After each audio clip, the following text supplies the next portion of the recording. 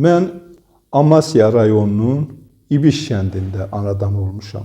İbiş bizdə ikidir. Ona görə yaşlılar həmişə bu İbişi Türkiyənin o biri tərəfində, yəni Akyaka ilçəsində olan İbişdən fərqləndirməkdən ötürü təzə İbiş deyirdilər. O biri İbişə köhnə İbiş deyirdilər. Bu da belə idi ki, 1890-cı illərdə o tərəfdən bu tərəfə gəlib 11-12 ailə burada məskunlaşmışdılar. İbiş kəndini deyək ki, yavaş-yavaş abadlaşdırmışdılar. Əslində qalanda İbiş kəndinin qədim adı Ayı Çınqılıdır. Bu Ayı Çınqılı da həmin kəndin yaxınlığında yerləşən Ayı Çınqılının adından götürülübdür. Burada da elə bil ki, böyük bir sahəyə, neçə hektarlıq əraziyə nəhəng qayaları tökübsən. Çox qəribə, çətin keçidli olan, yolları olan, labirintli yolları olan, kolları olan və o cümlə heyvan aləmi çox zəngin olan bir ərazi idi. Cəmaət ona qorxu ilə baxırdı. Bu ərazi səhra içində qalmışdı. Bu ərazi İbiş kəndi balaca olsa da, hardasa 70 evlik bir kənd olsa da çox maraqlı bir ərazi idi.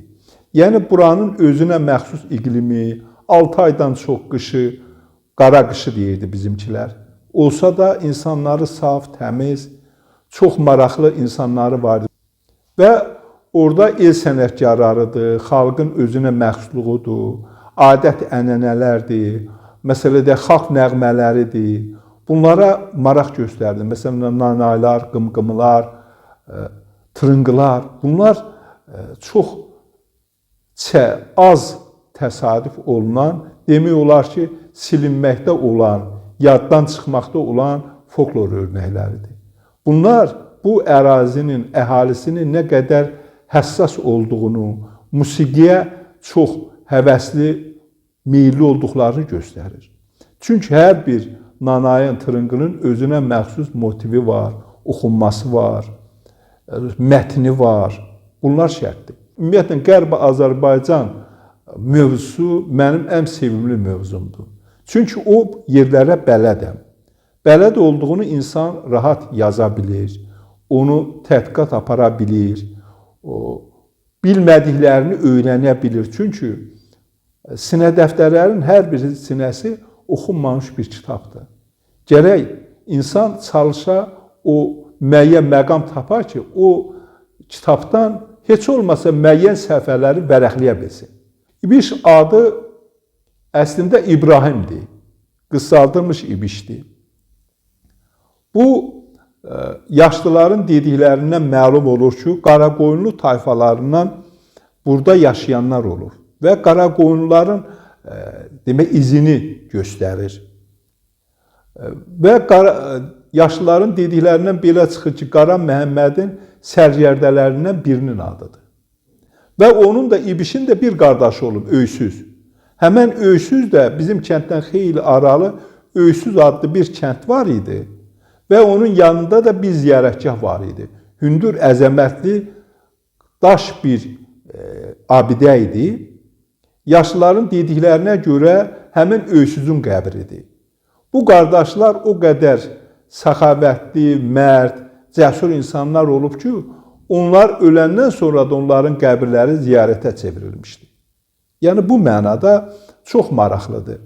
Sonra məsələ deyək, İbişin özünə məxsusluğu nə idi? Burada olan, məsələ deyək, ağartılar daha çox məşhur idi. Məsələn, Ağbaba motalı, Ağbaba yağı, bu folklorda da özünü tapıbdır. Sonra Cəngəvər insanları, hər bir kəndin özünün şəxsiyyətli insanları vardı. Həmzə ağa. Həmzə ağa səxavəti ilə bütün Ağbabada, eləcə də qonşu ərazilərdə şöhrət tapmış bir adam idi. Yəni, o, məsələ deyək ki, görürdü ki, kiminsə uşağı kasıbdır, pulu çatmır, hətta gimnaziyada oxumağa da kömək edirdi. Və öz oğlunu da gimnaziyada oxutmuşdu. Yaşlıların dediyinə görə Ağbaba bölgəsinə, yəni Amasya ərazisindən 4 nəfər gimnaziya təhsilli olub. O dövrdə gimnaziyada oxumaq da asan iş değildi. Yəni hər adamın pulu, imkanı, şəraiti çatmırdı. Amma buna baxmayaraq oxuyanları var idi və sonradan da məsələ deyək, o Sovet dövründə də kəndin məsələ alimləri var, həkimləri var, müəllimləri var. Yəni müəyyən sahə, hansı sahə, sənət sahəsinə desək, orada o sahənin mütəxəssisləri var. İbişin toyları necə idi? Toy babası var idi. Toy babası toyu idarə eləyirdi. Əlində bir zoğal çubuq olurdu. Başlayırdı oynamağa, çubuğu yerə döyəsləməyə. Adamları da sırayla dəvət eləyirdi oyununa. Bu sənindir, bu birinindir. O da şabaş deyirdi, verir. Şabaşı verirdi o toyçuya. Toyçu da deyəndə o dəf vuranda toyçu deyirdi. O da o havanı başlayır çalmağa, bu özü oynamağa.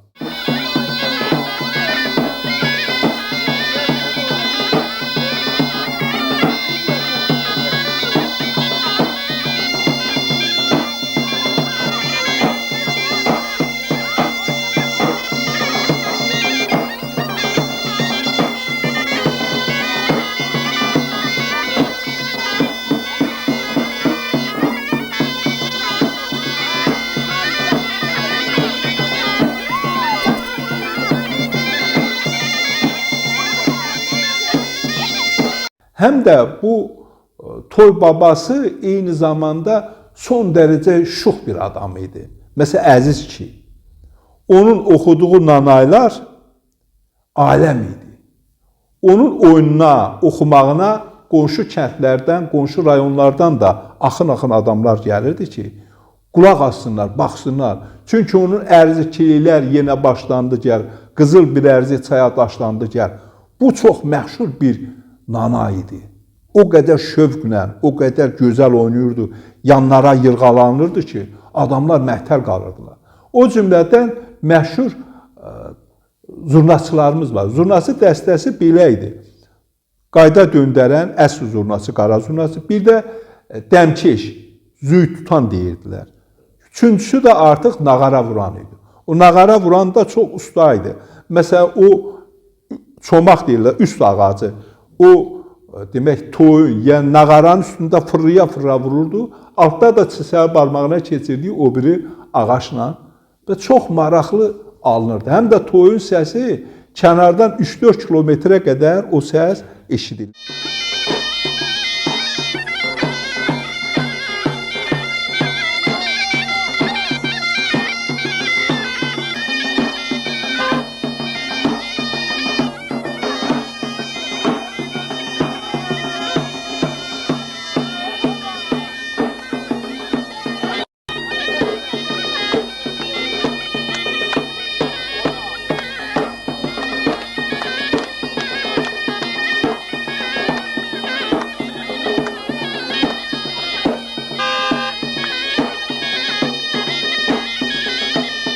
Hər bir kəndin özünün nanayları vardı. Məsələn, deyirdi, ağ papaq oğlan, bən də gəl, bən də gəl. Bən suya yendim, sən də gəl, sən də gəl. Qızın dediyində oğlanın cavabı var. Çəpər basma, dolan yer gəl içəri. Bizə mehman, olan yer gəl içəri. Almadan aldım. Yarın sorağını molladan aldım. Nanaylar belə bir şeydir ki, nanar arası deyilən beytdən, iki misralıqdan yaranır. Sonra onun arasına bayatı salırlar, vəsf və hal salırlar, olur nanay. Hər bir nanayın motivi var. Hər bir nanayın motivi onun o dediyim kimi nanay arasındadır. Şal qara, şalvar qara yapınçılı. Bir məni yetir yara yapınçılı. Görsə nə qədər maraqlıdır. Yəni bu motiv gələndən sonra o bayatıların arasında da düşür, çox gözəl məsələ alınır. Gəlin nanayı var idi. Qədimdə belə idi ki, hər bir qız ailə qurmağa gedəndə toy vaxtı bunun birini bağlayırdılar, gəlirdi təndirin başına, küflə ətrafına fırlanmalı idi. Fırlananda o gəlin nanayını oxuyurdu. Yar gedir hamam yoluna, qızıl bilərcik qoluna. Bu bunun motivi idi. Onu oxuyub çıxmalı idi. Sonralar bu yaşlıların dediyinə görə o sıradan çıxdı, yaddan çıxdı, itdi. Amma o da bir etnografik gözəllik idi. Bununla bərabər qımqımılar da var idi. Bunlar artıq xəlvəti bir oxu idi. Bu elə bir xəlvət yerə çəkilməli idi ki, heç kəs görməsin, eşitməsin. Özü də zümzümə eləyirdi. Özü də ürəyində, özü eşidəcəyi tərzdə. Niyə? 37-də tutulmuşdu axı nə qədər insanlarımız. Hökumətə qarşı, cəmiyyətə qarşı, bu namərdlərə, yağlara qarşı, ermənilərə qarşı o nifrətin, kinini orada bildirirdi. Bunu da açıq deyə bilməzdi. Qorxurdu ki, olan qalanını da tutarlar, apararlar. Özündən çox övladlarından qorxurdu. Ona görə də o bir ozalanmaydı da, belə dərdini heç kəsə demir. Buna görə də bu qımqımılar çox az yazıya alınıb. Tırınqılar da qürbət nəğmələridir. Adamları məsələn sürgün eləyirdilər, Sibirə, Qazaxıstana, güllələyirdilər. O dərddən yaranırdı o. Onlar daha çox oxşuyur qoşmalara. Burada qoşmalar da, amma burada da belədir da, mühürbənddə ad yoxdur. Burada belədir, hər bir bəndin 4-cü misrası təkrar olunur. Kəndin qabağında Şiştəpə deyilən bir dağ idi. Böyründə Türkiyə ilə həm sərhəddə demək bir təpə idi. O da Məzar təpə deyirdik. Məzar təpə ona görə deyirdik ki, qəbirlər orada yerləşirdi. O qəbirstanlıq idi. Amma o demək kəndin ikinci qəbirstanlığı idi. Böyük qəbirstanlıq mən dediyim kəndin qarşısında olan Şiş dağın arxasındaydı. Biz onu görmədik. O həm də o dövrdə uşaq olmuşuq. Deyirdilər ki, o da böyük nəhəng demək qayalar var idi. Sonra baş daşları var idi. Sonra çoxlu qoç heykəlləri var idi. Oğuz qəbirstanlığı, çox qədim Oğuz qəbirstanlığı. Onların hamısını elminə yer üzünə sildilər. Oradakı o baş daşlarıdır, sinə daşlarıdır, sənduqələrdir. Onların hamısını qırdılar, dağıtdılar, öküzlə filanla çəkib apardılar, divarlara hördülər, donuz damlarının altına sal kimi istifadə elədilər, yoxa çıxdı. O qədim qəbirstanlıqdan heç nə qalmadı. O cümlədən qonşu kənddəki, Qoncalı kəndindəki qədim qəbirstanlığı da ermənilər o cür sildilər yer üzündən. Ki orada gedən adamı balaca təpənin ətəyində yerləşirdi. Heç kəs inana bilməzdi ki, burada qədim qəbirstanlıq olur. Kəndin əhalisi 500 nəfərə qədər var idi, 70 ev idi. Kənd biraz o çökəkdə yerləşirdi. Kəndin altında Qaraxan çayı axıb gedirdi. Orada demək var idi Sarı çayır, Qara çayır. Sarı çayır da elə çay boyunca uzanırdı. Sonra gəlirdi Qara çayır. Qara çayırda cil, qara, sərt cil idi ot. Onu heç heyvan da yeyə bilmirdi. Ona görə qara cil deyirdilər. O Qaraxan çayına da məsələn Seldağlan və Lalaxan çaylar vardı. Onlar axıb tökülürdülər. O balaca çaylardı. Lalaxan, Qaraxan, Qaraxana gedirdi. Və kəndin özü heyvandarlıq üçün çox əhəmiyyətli bir yer idi. Burada mal-heyvan saxlamaq kifayət qədər imkanlar var idi. Sonra mal-heyvan saxlandığına görə toxuculuq inkişaf etmişdi. Xalçaçılıq var idi. Sonra taxıl daha çox olurdu. Arpa, buğda, əkinləri. O əkinlərdən gələn gəlir. Və kəndin özünün, necə deyərlər, o şəraiti olduğunu, məsələn, ətrafında bulaqlar var idi. Yuxarı hissəsində o qayaların arasından qaynayırdı. Çamırlı bulaq deyilən, çamırlı ərazisindəki ərazi idi. Bu tərəfdə, demək, onun altında yenə qayaların arasında qaynayan bir bulaq var idi. O da Məsimin bulağı idi. Kəndin özünün Həmzənin bulağı deyilən məşhur bir bulağı idi. O da Həmzə ağa düzəltdirmişdi. Yəni o ustalar gətirmişdi. Onu musluqlar düzəltmişdi. 9-10 daş musluq bir-birinə nov birləşirdi. Çox gözəl dövrümüzə qədər qalmışdı. Və ona Həmzə ağanın bulağı deyirlər. Sonra Həmzə ağanı kulak eləyəndən sonra ona Həmzənin bulağı deyirlər. Sonra da qorxu ilə filan nəticəsində onun adını qoymuşlar kənd bulağı. Amma o bulağın adı Həmzə ağanın bulağı idi. Və bunun əks tərəfində də bir üç bulaq var idi. Bu bulağın suyu qeyri-adi bir su idi. Məsələn, 5-6 saat, hətta daha çox qalanda belə o su sinmirdi. Çox qəribə bir su idi. Yəni. Sonra bu kəndin vaxtilə çoxlu başqa məsələ deyək ki, o bitkilər də əkib becərmişlər. Məsələ deyək ki, o dərman bitkisi deyilən var idi. Məsələ deyək ki, nə deyirdik ona? Zəyrək. O zəyrək də əkib becərirdi və zəyrək ondan da yağ alırdı. Minbir dərdin dərmanı idi. O yağın alınan yağa bəzir deyirdilər. İbiş kəndi belə idi. Mal heyvanı saxlamağa ayrı. Burada məsələ deyək ki, hamısı demək olar ki, kəndin özündən idi. Qonşu kənd fərqli idi. Niyə fərqli deyim? Çünki 1921-ci ildə 50 ilə köçüb getmişdilər Türkiyə ərazisinə, Qars ərazisinə. Bu kənd 21-ci ildən təxminən 28-29-cu ilə qədər xaraba qalmışdı.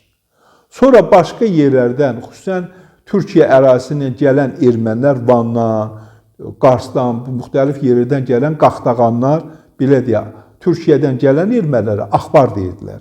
Bu axbarlar gəlib yerləşmişdilər. Onlara da Sovet hökuməti 28-29-cu illərdə 15-20 ev tikmişdilər. Ki, bunlar gələndə barınsınlar, şəraitləri olsun, müəyyən imtiyazları olsun. Bunlar da bu eşitmişdilər kənardan ki, bu yaxşı torpaqlardır, otluqdur, məsələn, ormanları var filan. Ona görə də burada heyvan saxlamaq yaxşıdır, dolanmaq yaxşıdır. Məsələn, 10 ailə gələcək, 50 ailə gəlmişdi. Bunlar da gördülər ki, yer yoxdur, bu xaraba evlərin bəzilərini düzəltməyə başladılar, gördülər olmayacaq, getdilər qəbristanlığı söhməyə başladılar. O baş daşlarını, sinə daşlarını söküb gətirib divara qoydular, hördülər.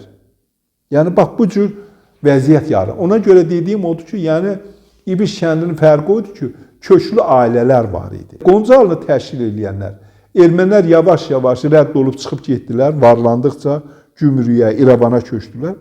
Onların yerinə başqa kəndlərdən, məsələn, qonşu kənddən Güllücədən, elə bizim öz kəndimizdən, Qaraçantadan, Hamasanın özündən, ayrı-ayrı kəndlərdən axın gəldi ora.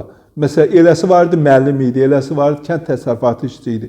Onun, məsələn, işini bura vermişdilər, təyinatını, məcbur burada işləsin. Ona görə orada ev tuturdu, başladı işləməyə. Beləliklə, 50-ci, 60-cı illərdən başlayaraq Qoncalı kəndi də başdan başa türk kəndi oldu. Yəni, qədimi də türk idi. Vaxtı ilə deyilənə görə o ərazidə, yəni Qoncalıda türklər yaşamışdılar. Onların da rəhbəri Əhməd ağa idi. Əhməd ağa o torpaqların hamısının sahibi olub. Gedəndə də cəmaatın başında gedib. Bu tarixdə onu da danışırlar ki, yaşlılar. O gedəndə bizim kənddə Həmzə ağaya deyir ki, bu Sovet hökumətindən, bu təzə gələn hökumətdən gözüm suyu içmir. Gəl sən də gedək. O deyir, yox, mən torpağı qoyum, hara gedim? Mən cəmaatın rəhbəriyəm. Mən getdim, cəmaat məhv olacaq. Cəmaata mən rəhbəri eləyirəm. Sonra da Sovet hökuməti onları da sinfi düşmən elan elədi, qolçomaq elan elədi. Məqsəd oydu, varlı olan, imkanlı olan adamın varına qonsunlar, var dövlətini də ələ keçirsinlər. O başı paparlıları, qabiliyyətli adamları da məhv eləsinlər. Ya güllələsinlər, ya Sibirə, ya Qazaxstana sürgün eləsinlər. İbişdə çox kəramətli adamlar olub. Həmzə ağanın dostu Axund Vəli. O, əvvəlcədən hələ Sovet hökuməti gəlməmişdən əvvəl ağalar söhbət eləyəndə deyir ki, ağalar, elə bir vəziyyət gələcək ki, bilmirəm nə deyim. Deyir, axı nə olacaq? Deyir ki, elə bir vəziyyət gələcək ki, bir küçədə yatan gəlib bizi rəhbər olacaq. Bir avara hökumət gələcək, əlində qırmızı bayraq. Nə qədər yaxşı imkanlı adamlarımız var, hamısını məhv eləyəcəklər. Öldürdüklərini öldürəcəklər, öldürmədiklərini Sibirə, Qazaxstana sürgün eləyəcəklər. Seyidi, din xadimlərini məhv eləyəcəklər. Bunlar məktəb qalın etər, deyir, valla mən kəramət yiyəsiyəm, Allah məni belə yaradıb. Nə var onu deyil. Doğrudan da o vəziyyət alınır. Burada aşıq sənətinin inkişafında yaxın ərazilər, Gümrü ərazisi, Çıldır, Qars ərazisi, bunlar mühüm rol oynuyor. Gümrülü Aşıq Tüccar var idi. Gümrülü Aşıq Tüccar 1780-ci illərdə anadan olandı. Gümrülü Aşıq Tüccarın 12 şəhərdə olub. Gümrülü Aşıq Tüccar çox tanınmış şəxsiyyətdir. Onun hayf ki, o yaradıcılığından çox az qalıb. Onun ancaq bir müxəmməsi, Gümrü adlı bir müxəmməsi gəlib dövrümüzə çatıb. Amasya bölgəsindən deyim ki, Aşıq Nəsib başda gəlir. Aşıq Nəsibdən əvvəl də var, Aşıq Heydər var. Sonra onda deyim, Çıldırlı Aşıq Şenlik Aşıq Nəsibin ustadıdır. Çıldırlı Aşıq Şenlik həm də Aşıq Əhmədin ustadıdır.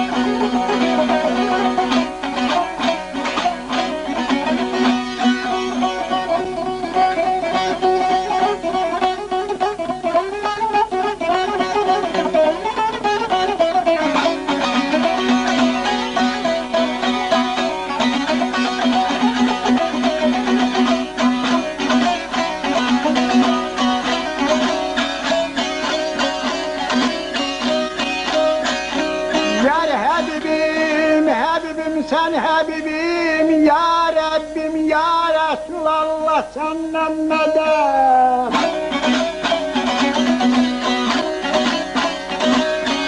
Dağıldı fikir hayalim uğraşır nareyle. Ey tabipsiz dert çekirem vehremsiz yarayla, vehremsiz yarayla.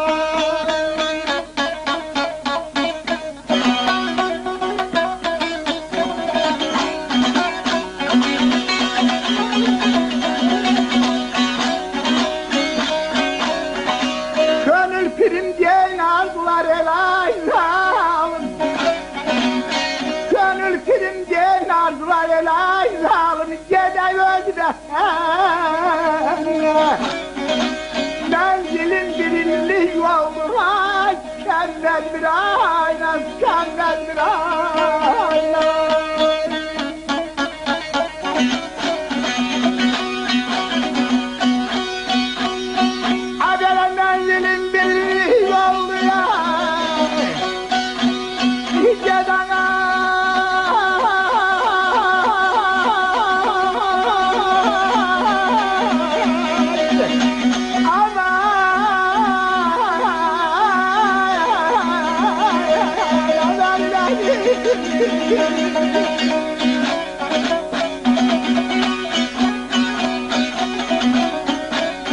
Mükemmel bir ailem, mükemmel bir ailem.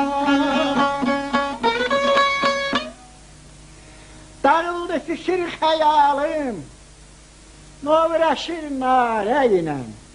Tabipsiz dert çekirem, vehremsiz yarayla. Gönül pirim diyen arzular, yeter öz vətənine. Menzilin birillik yoldur, tükenmez bir ayna. Gönül bu dünyanın özüne bir bağ bilir. Okuyur şecerelerin butak butak bilir. Kafazmı dağın özüne bir dağ bilir. 80 bin serpçeni dolanırsın ayna.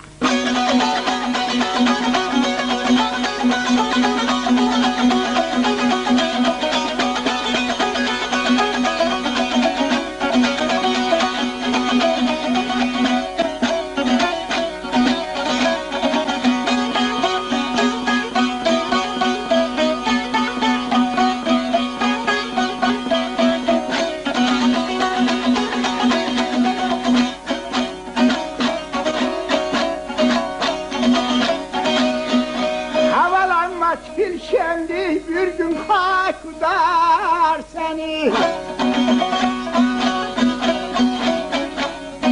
Eğreyip küpeşmiyor, daimi güder seni, daimi güder seni.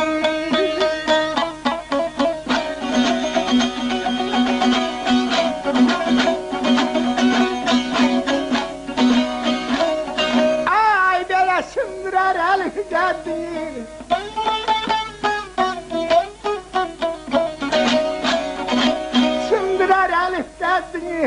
El ay zalim, ah beti budar seni.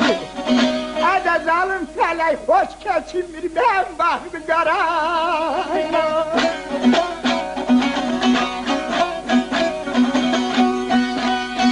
Ay böyle zalim felek hoş geçinmir ay. Aman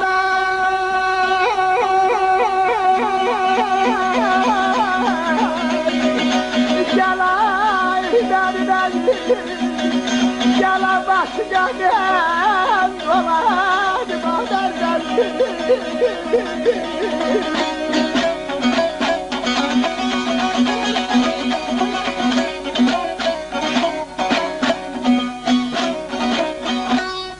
zalim felek hoş geçinmireyim ben bahtı yarayla.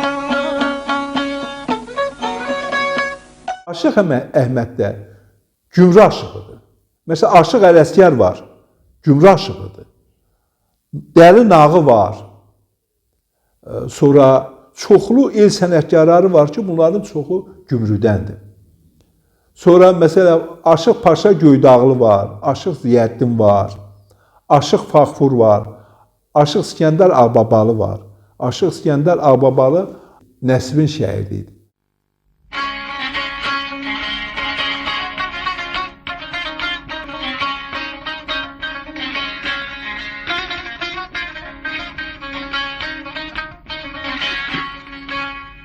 Bulutlar altından salıpsan mezgan, salıpsan mezgan, salıpsan mezgan.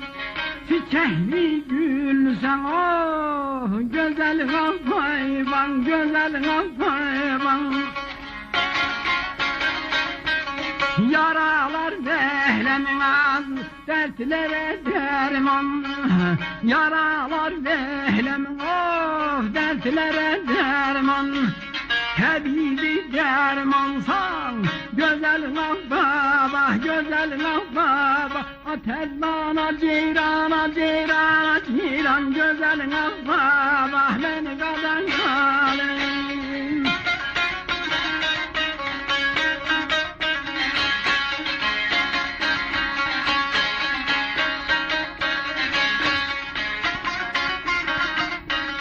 Uzadan döşünden karlı bulaklar,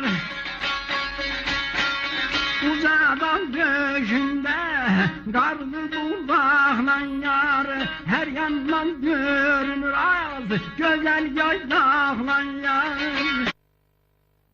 Yalan bana gelir aziz konaklar yar, ne güzel ellisin ah, güzel baba. Azirana tellana balam, güzel baba, beni kadar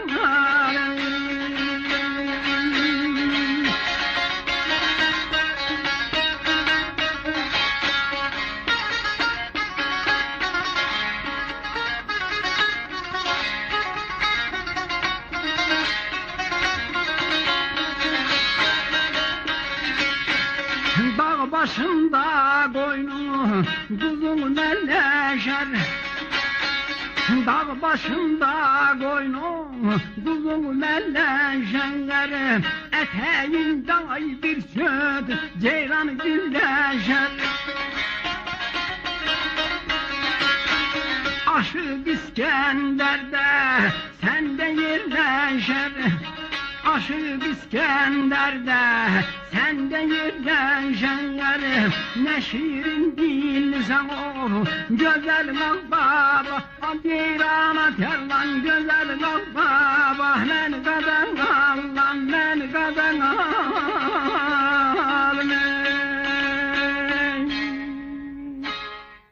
Aşıq Nəsib də Çıldıra Aşıq Şirniyin şəhəridir.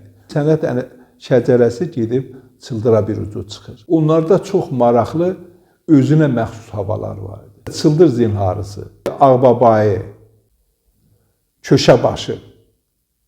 Bunlar o qədər maraqlı. Özdə bu havalar daha çox Urmiya aşıq havaları ilə səsləşir.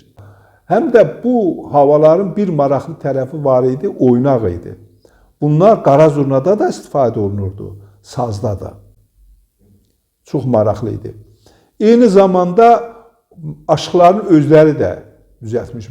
Daha çox nana ilə bağlı olan oynaq havalar deyilən. Məsələn, deyək ki, Ota nanayı. Bunu yaratmışdı Aşıq Nəsif. At üstü. At üstü çox maraqlı havadır, çox qəmli havadır. Məsələn, yaşlıların dediyinə görə bu belədir də. Məsələn, yurtdan çıxanda yaylağa gedirlər. Onda bunu oxuyurdular at üstə. Tələsik yəni. Amma zaman keçdikcə bu hava daha çox arğılı, qəmli oxunmağa başladı. Bu da yurdu tərk eləməklə bağlıdır. Ermənilərin o sıxışdırdığı ilə bağlıdır. Məcbur qalıb didərgin düşürlər. Repressiyalarla bağlıdır. Ona görə o havalara o qəmginlik, o kədər, ağır notlar oradan gəlir. Yəni bu havalar ona görə.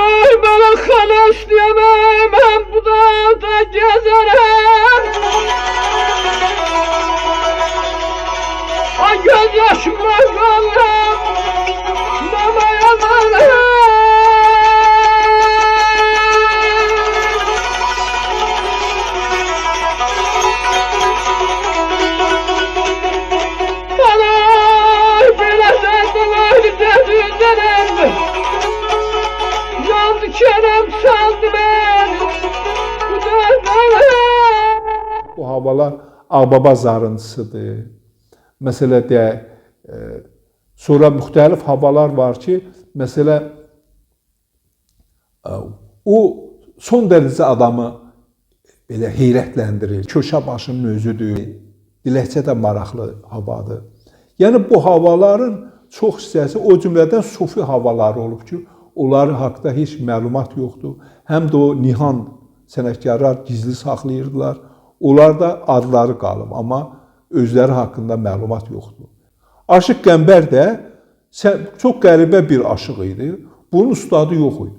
Özünün dediyinə görə Gümrüdə 5 müqəddəslər ziyarətgahına gedəndə dərvişlərin içinə gedir. Dərvişlərdən biri çağırır ki, ay oğlum gəl, sən deyəsən acsan. Burada biraz yemək var. Çörək, pendir, bunu götür, ye. Yəndən sonra deyəcək, o bulaqdan su iç. Orada bir qəbir var. O qəbri ziyarət elə, ürəyində nə tutursan yat. O arzu tut, ona çatacaqsan. Bu da deyir ki, mən deyir, ürəyimdə tutdum ki, Allah, nə ola, mən də bir aşıq olam. Gördüm yuxumda deyir, bir ağsaqqaldır, Dedi ki, oğlum, sən dediyinə, niyyətinə çatdın, amma bu sir heç kimə demir.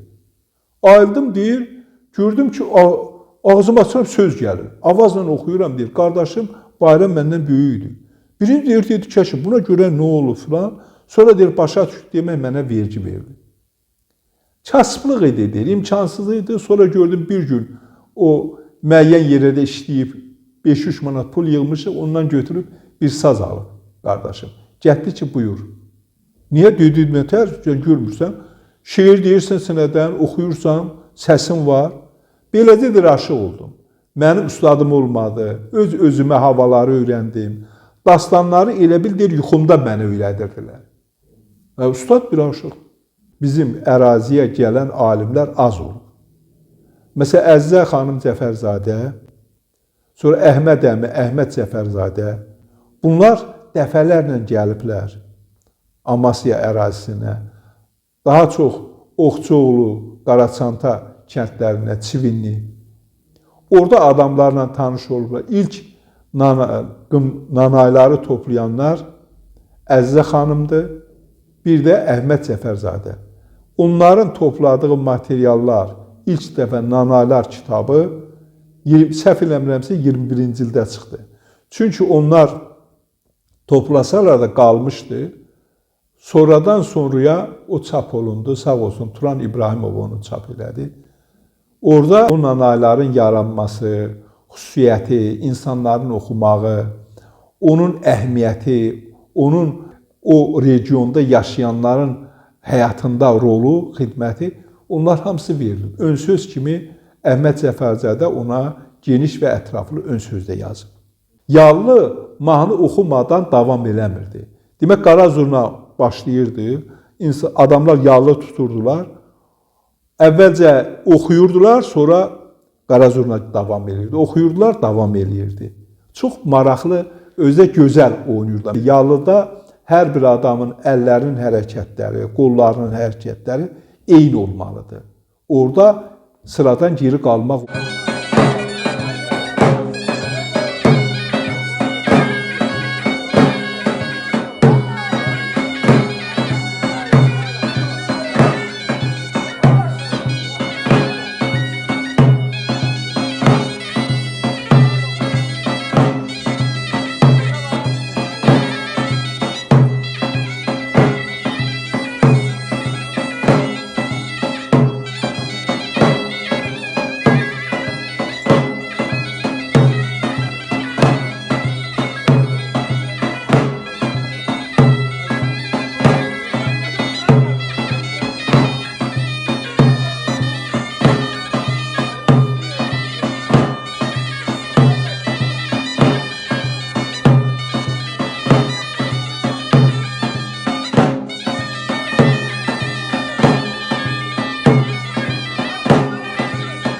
Ağır yallı var idi. İndi məsələn Türkiyədə ona bar deyirlər.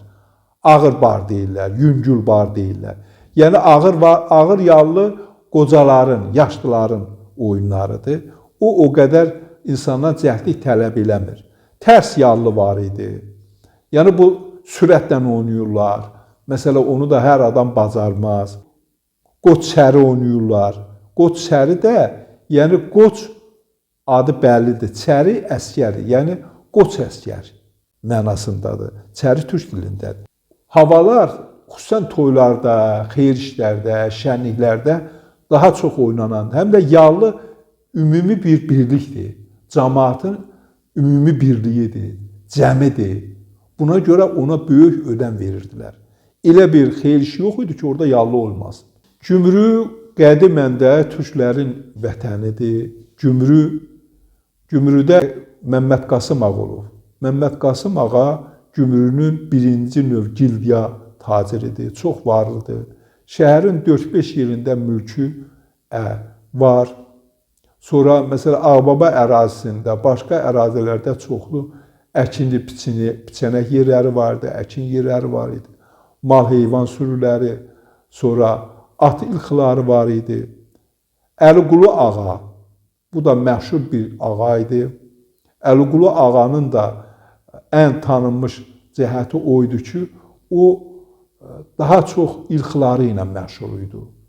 Ən qaçağan atlar, gözəl atlar ancaq onun ilxısında olurdu. Ona görə hər tərəfdən adamlar axışıb onun yanına gələrdilər. Qəribə bir xüsusiyyəti vardı ki, bu ağanın atın qədrini bilməyən adama at vermirdi, satmırdı. O adam ki, atın qədrini bilir, ona qardaş kimi baxır, gözü kimi baxır, onlara onu məmnuniyyətlə verirdi. Hətta elə olurdu ki, pul almırdı. Gümrün mərkəzində papaqçılar məhəlləsi var idi. O papaqçılar məhəlləsində yaşayan türklər ta ki, bu 88-ci illərə qədər bir neçəsi qalmışdı. Orada Mehdi Baba var idi, nağılçı Mehdi Baba. Mən onun nağıllarına qulaq açmışam. 60-cı, 70-ci illərdə dururdu, xeyli də otaqları var idi. Cəmaət ora yığışardılar, qış günlərində çox maraqlı söhbətlər eləyərdi. Bu ərazi, məsələn orada Kef bağı var idi, Papaqxana var idi. Papaqxana nədir? Orada elə bil ki, nəsə bir şey qazanmaqdan ötürü, məsələn, deyir ki, qazancı nədir? Papaq eləmişəm. Yəni, biraz pul qazanmışam. O papaqçılar məhəlləsində də papaqçılar, sənətkarlar yaşayır. Onu da deyim ki, Qarsın demək olar ki, o sənətkarların əksəriyyətinin ustaları gümrülər idi. Çünki o 1915-20-ci illərdə erməni-müsəlman davasında ermənilərin qoşunları gəlib çıxmışdı gümrüyə. Orada da bizim soydaşlarımızın silahları zəif olmadığına görə, imkansızlığa görə onlara müqavimət göstərə bilmirdilər. Bu əhali qırılmışdı. Onlar da hara gəldi, baş götürüb qaçırdılar və o sənətkarların çoxu da Qars'a getdilər, Qars'da yaşadılar. İndi onların nəvə nəticələri də Qars'dadır. Qərb Azərbaycan bu ərazi qədim türklərin yaşadığı ərazidir. Hansı bir toponimini qaldırsaq, dağı, çayı, gölü, dərəsi, hamısı bizim ana dilimizdədir. Ermənicə burada bir söz yoxdur. Amasya sözü sonradan gəlib. Əslində Amasya bizim yaşlılar həmişə Hamasa deyirlər. Hamasa ayrı şeydir. Hamasa igid, qəhrəman, türkçə olan şeydir. Amasya 30-cu ildə Sovet rayonlaşması ilə bağlı yaranıb. Arpa gölü, Arpa çayı. Bunların hansı birini götürsə, Şiş dağ, Maral ölən, məsələ deyək, Sarı çayır, Duranın təpəsi. Duran bəy adlı bir adamın yeridir. Bu ərazi 56 hektar idi. Onun ortasında Duran bəyin təpəsi var idi. Duran bəyin təpəsinin yamacında bir qəbir var idi. Deyirlər, Duran bəyin qəbridir. Onu ziyarət edirlər. Təkcə onu deyim ki, Ağbaba ərazisində 20-yə qədər ziyarətgahlar var. Pirlər var. Yəni, bu ərazi qədimlərdən övliyalar vətənidir. Vətən elə bir şeydir ki, insanın içindədir. O, onun mayasıdır, canıdır, qanla gəlir. İnsana canla, qanla gələn o millilikdir, o düşüncədir. Hər bir insan anadan olduğu yeri axtarır. Xüsusən yaşad olanda daha çox ona şirinləşir. Bizim kənd sərhəddin, yəni keçmiş SSR ilə Türkiyə ərazisinin düz qulağının dibindəyik. O sərhəddin qırağında durub o tərəfə baxırdıq. Heç yadımdan çıxmır ki, nənəm xəstə zənişan həmişə o sərhəddə durub o tərəfə baxıb ağlayırdı, bayatı deyirdi. Və sərhəd qırağında mən dəfələrlə aparmışdı, göstərmişdi. Çox kilometrlərlə mən deyim uzanan çoxlu qəbirlər var idi. O qəbirlər hamısı bizim soydaşlarımızın, şəhid soydaşlarımızın qəbri idi.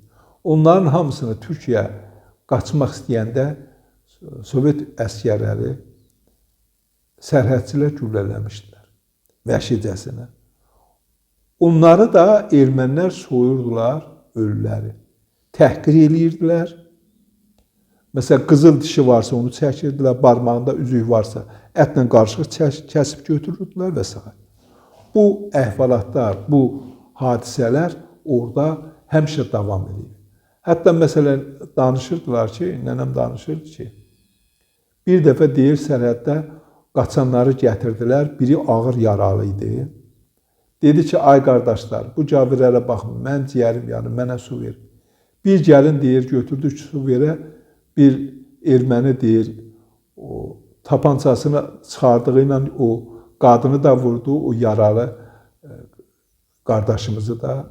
Sonra başqa bir qonşu kənddən demək qaçmışdılar uşaqlarla və gecə ilə Sovet hökumətinin sərt qanunlarından baş götürüb qaçırdılar. Onda sərhəd yox idi. Demək, gecə qaçanda təsadüfən bu anaları bunların tərkindən düşmüşdü. 80 yaşında yaşlı bir adamı gətirirlər. Nənəm danışırdı ki, Dəli Papkin gəldi, erməni idi, o demək, zastavanın birinin naçalniki idi. Sən demə, deyir, iti 3-4 gün ac qoyublar. Taxta çəpərlər gətirdilər. O taxta çəpərin içinə o qadını saldılar. Sonra deyir, erməninin əmri ilə itləri, ac itləri buraxdılar o taxta çəpərin içinə. O taxta çəpərin içində o itlər qadını parçaladılar, yedilər. O qadının naləsi deyir, göyə qalxdı. Qadın, uşaq hamısı ağlaşır deyir. Belə hadisələr çox olur. Yəni, bu unudulası şey deyil. O, həm də ki, indi nənəm orada niyə dururdu? O biri bacısı o tərəfdə qalmışdı. O, əlaqə yox idi.